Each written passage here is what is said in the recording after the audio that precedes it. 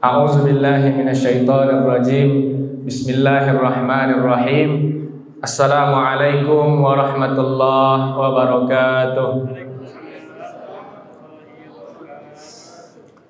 Innal hamdalillah nahmaduhu wa nasta'inuhu wa nastaghfiruhu wa nastahdihi wa na'udzu billahi min syururi anfusina wa min sayyiati a'malina. May yahdihillahu fala mudilla lahu wa may yudlil fala hadiyalah. Asyhadu an la ilaha illallah wa asyhadu anna Muhammadan abduhu wa rasuluh la nabiyya wa la rasula ba'dah. Ahibbai al-asatidhi al-asatidh al-mahbub wal ustadzati al-mahbubah. Guru-guru kami yang kami cintai, ustadz-ustazah yang dirahmati oleh Allah Subhanahu wa taala. Ajlisu baina aidikum jami'an laisa an muallimakum ilman walakin ana uridu an ashraha ba'da ma ta'allamtu mimma madha fid darsi. Pada kesempatan yang berbahagia ini, di suasana yang grogi ini, izinkan kami menyampaikan sedikit apa yang pernah kami pelajari tentang kisah Nabi Khidir dan Nabi Musa alaihi salam. Mungkin kita sudah populer tentang kisah Nabi Khidir dan Nabi Musa alaihi salam. Allah katakan di dalam surat Al-Kahfi, wa idh qala Musa li fatahu la abrahu hatta ablugha majma'al bahraini aw amdiya huquba. Sebelum masuk ke penjelasan ayat ini, sebelumnya Nabi Musa itu setelah berkhutbah atau berceramah di depan umatnya, bertanyalah salah seorang umat beliau, "Wahai Musa, ada ndak yang lebih hebat dari kamu Musa?" Dijawablah oleh Musa, "Tidak, saya yang paling hebat." Akhirnya Nabi Musa pun mendapat wahyu dari Allah. Musa, pergilah nanti ke pertemuan dua laut, Majma'al Bahraini. Ini kami tidak mengetahui di mana tepatnya. Tidak di Bahrain negara, bukan. Pertemuan dua laut yang dimaksud kami juga tidak mengetahui secara spesifik di mana geografisnya. Yang jelas Allah perintahkan di Majma'al Bahrain, pertemuan dua laut. Maka berangkatlah Nabi Musa bersama fatahu. Kalau di dalam Al-Quran terjemahan Kemenak, ini diterjemahkan sebagai pembantu. Akan tetapi Profesor Dr. Quraish Shihab tidak mengatakan ini sebagai pembantu, tetapi fata ini adalah gelar yang bagus sebagai untuk disematkan kepada orang yang di bawah kita. Artinya fata ini adalah seorang pemuda yang kuat dan berwawasan. Maka jika seandainya kita punya bawahan, punya pembantu di rumah, jangan diberi nama dengan nama yang jelek, tapi berilah nama dengan nama yang bagus. Di sini Al-Quran menyampaikan wa idh qala Musa li fatahu, kepada pemudanya. Siapakah pemudanya ini? Yaitu namanya Yusha bin Nun. Yusha bin Nun inilah yang akan menjadi nabi setelah Musa nantinya. Kemudian perjalanan dilanjutkan dengan membawa bekal ikan. Cuma ini nanti ikan ini di tengah perjalanan ikan ini tiba-tiba melompat ke dalam laut. Apakah ini ikannya sudah dimasak atau belum? Ini yang tidak kita ketahui. Apakah sudah digulai atau dipepes? Ini yang kita tidak ketahui ikannya bagaimana. Yang jelas ikan itu melompat dari tempat bekal Nabi Musa dan Yusha bin Nun tadi. Karena terheran-heranlah Yusha bin Nun ini. Akhirnya dia lupa untuk ketika sudah sampai Majma'al Bahrain itu sudah sampai sebenarnya. Akan tetapi karena terheran-heran melihat atraksi dari ikan tadi, akhirnya lupalah Yusha bin Nun. Nabi Musa saat itu sedang istirahat, maka kemudian setelah berlalu zaman bangun Nabi Musa. Sudah sampai di mana kita ini? Kayaknya kita harus istirahat, makan siang dulu. Setelah mau makan siang disampaikan oleh Yusha bin Nun, "Aduh, mohon maaf Nabi Musa, saya lupa perbekalan kita tadi sudah jatuh, masuk, dia meloncat sendiri ke dalam laut. Disitulah tempat kita nanti. Maka kita balik lagi ke tempat di mana ikan tadi melompat. Di situ harusnya kita berhenti. Padahal Nabi Musa tadi saat itu sedang tertidur. Nah, sampailah di situ, bertemulah fawajada abadan min ibadina atainahu min ladunna ilma. Maka Nabi Musa pun bertemu dengan seorang hamba di antara hamba-hamba Allah. Ini yang menjadi perdebatan, apakah Nabi Musa ini adalah wali, Nabi Khidir ini adalah seorang wali ataupun memang seorang nabi. Maka menemukan seorang hamba dari hamba-hamba kami. Atainahu min ladunna ilma. Kami berikan dari sisi kami ilmu kepada Khidir tersebut. Di sini para ulama menyampaikan bahwa ilmu itu ada dua. Ilmu ikhtiari, ilmu yang kita usahakan mempelajarinya di bangku sekolah ataupun di majelis-majelis ilmu. Dan kedua adalah ilmu laduni, yaitu ilmu yang ada diberikan oleh Allah Subhanahu wa taala tanpa melalui pembelajaran apapun. Nabi Khidir, kenapa namanya Khidir?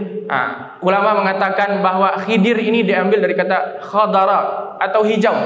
Artinya di mana Nabi Khidir duduk, maka di situ rumput di sekitarnya akan berubah menjadi hijau. Makanya namanya menjadi Khidir.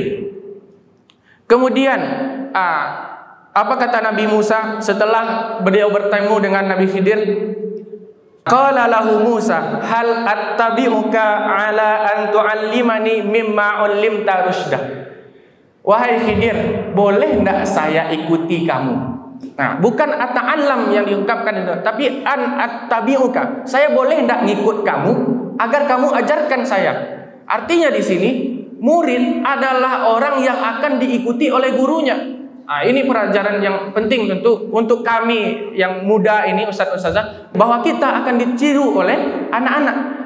Attabi'uka, saya mau mengikuti kamu agar kamu ajarkan kepada saya. Kemudian apa kata Nabi Khidir? Qala innaka lan tastati'a ma'iya sabra. Kamu nanti tidak bisa sabar dengan saya. Selanjutnya diikutilah. Singkat cerita, akhirnya Nabi Khidir pun membawa Nabi Musa di setiap perjalanannya. Pertama Nabi Khidir membawa kepada kapal di tepi pantai. Kemudian beliau bocorkan kapal tersebut untuk agar tidak diambil oleh seorang raja nanti di tengah lautan. Salah satu tafsirannya di sini ada yang mengatakan bahwa kulla safinatin ini bukan kulla safinah, tetapi ada tambahannya kulla safinatin salimatin. Semua kapal yang selamat. Artinya kapal yang masih sehat itu yang diambil. Karena kalau tidak ada salimatin di situ, maka artinya kapal yang bolong pun akan diambil oleh si raja tadi. Maka ada tafsiran yang lanjutannya kullu safinatin salimatin ghasbah. Maka dia akan ambil semua kapal yang masih sehat. Kemudian yang kedua, Nabi Khidir membunuh seorang anak. Kemudian setelah membunuh seorang anak tadi, apa kata Nabi Khidir kepada Nabi Musa? Alam aqul laka innaka lan tastati'a ma'iya sabra. Coba kita perhatikan ustaz-ustazah sekalian. Di awal ketika Nabi Musa ingin berguru kepada Nabi Khidir, apa kata Nabi Khidir? Innaka lan tastati'a ma'iya sabra. Setelah dia di debat atau bertanya Nabi Musa, kok kamu bolongin itu Khidir kapalnya? Apa kata Nabi Khidir? Qala alam aqul laka innaka lan tastati'a ma'iya sabra. Ada tambahan sedikit di dalam narasi Nabi Khidir. Kemudian setelah membunuh seorang anak tadi, begitu juga kata Nabi Khidir, qala alam aqul laka innaka lan tastati'a ma'iya sabra. Artinya pertama itu kamu saya katakan, kata Nabi Khidir, qala innaka, kamu tidak akan bisa bersabar dengan saya. Setelah Nabi Musa bertanya, apa kata Nabi Khidir? Kan sudah saya bilang, kamu tidak akan bisa bersabar dengan saya. Kemudian sekali lagi bertanya lagi Nabi Musa, kan saya sudah bilang, kamu tidak akan bisa. Ya kayak gitulah kira-kira ustaz-ustazah ya. Jadi ada pertambahan kalimat di situ. Bahwa memang kan kamu memang tidak bisa kan. Akhirnya setelah 3 kali, 3 kali yang ketiga itu Nabi Musa diperintahkan oleh Nabi Khidir untuk membangun sebuah tembok, yang mana tembok itu ada di bawahnya kanzun atau harta yang akan menjadi penghidupan 2 orang anak soleh nantinya. Kalau seandainya tidak dibangun tembok itu, maka ditakutkan akan diambil oleh penduduk kampung tersebut. Hadza firaqu baini wa bainik. Inilah perbedaan saya dengan kamu wahai Musa.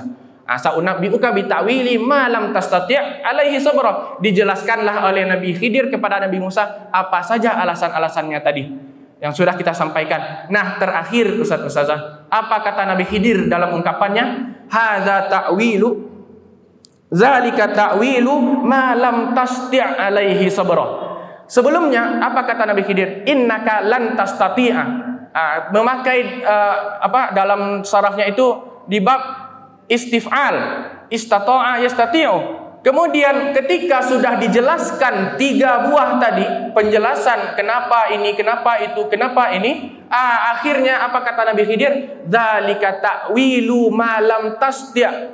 Sudah berkurang huruf ta satu Ustazah. Artinya tadi itu masih belum bisa dicerna, masih berat. Ziyadatul makna tadullu ala ziyadatil makna. Karena masih berat, lan tastati'a atau malam tastati'a. Sekarang diungkapkan dengan tastia' saja. Artinya huruf ta-nya sudah hilang. Maka itu artinya yang sebelumnya Nabi Musa itu masih banyak pertanyaannya, sekarang sudah sedikit mereda. Sudah bisa bersabar dengan apa yang disampaikan atau yang dilakukan oleh Nabi Khidir alaihissalam. Ustazah yang dirahmati oleh Allah Subhanahu wa taala, seperti yang kami sampaikan di awal tadi, bahwa tidak ada yang kami sampaikan terkait amalan-amalan di bulan Ramadan ataupun nasihat-nasihat yang berkaitan dengan kehidupan sehari-hari. Ini murni memang cerita yang pernah kami dengarkan, cerita yang pernah kami pelajari. Barangkali ada hikmah-hikmah tafsir yang dapat kita ambil dari sini. Ada keindahan balaghatul Quran, keindahan kalimat-kalimat Al-Quran, pilihan kata Al-Quran yang Allah datangkan ke dalam Al-Quran itu tidak ada yang sia-sia. Artinya semuanya punya makna yang indah, punya makna yang bagus yang Allah sampaikan. Andai pun kurang yang kami sampaikan hari ini, insyaallah itulah nanti akan diperbaiki dan dilengkapi oleh guru kami nanti insyaallah. Mudah-mudahan sebelum pamit undur diri, izinkan kami meminta maaf yang sebesar-besarnya kalau ada khilaf dan salah. Kalau ada kelebihan maka itu datangnya dari Allah. Kami tutup dengan sebuah pantun, jalan-jalan ke Payakumbuh. Sekian, assalamualaikum warahmatullahi wabarakatuh.